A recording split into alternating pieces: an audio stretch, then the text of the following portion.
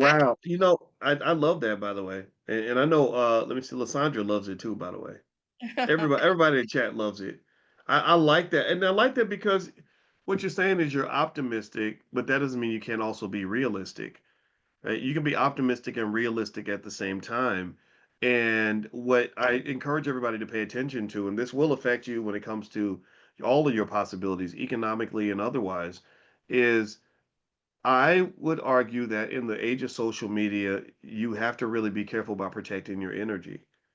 There Mm. are people that profit, that make lots of money by manipulating your energy, making you outraged, making you depressed. Studies showed that Facebook was deliberately boosting posts that got people outraged because they would go viral and they get lots of engagement, which makes them more money.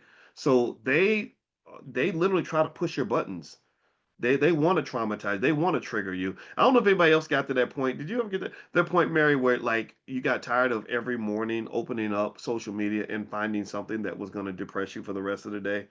Like, or let me show you this black man that just got shot. Look at what happened. Look at what they did to and it's like, come on, like no.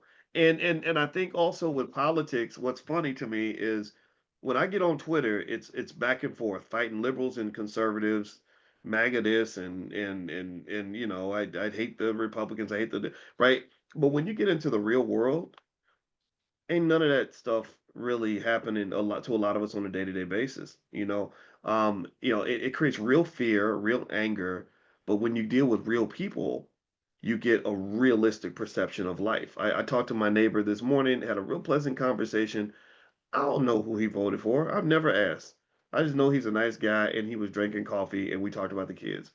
Right. And I think that I would encourage everybody to always make sure you know the difference between real life and social media slash regular media.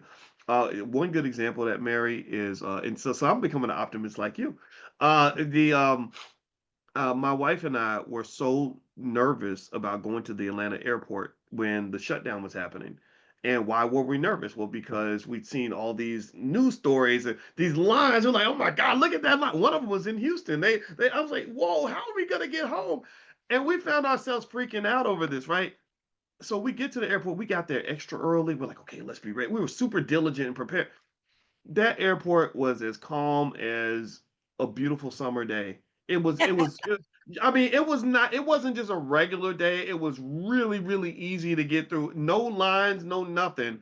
And at the same time, we're walking through this calm airport, Atlanta Hartsfield Airport, busiest airport on the planet.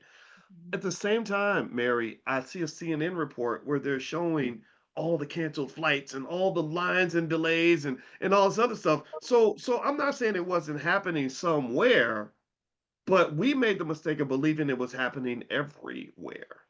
And Mhm. I think that's a danger because you have other situations like they had black people at a point where every black person I know that had a son was afraid that their son would get shot by a cop on his way to the grocery store.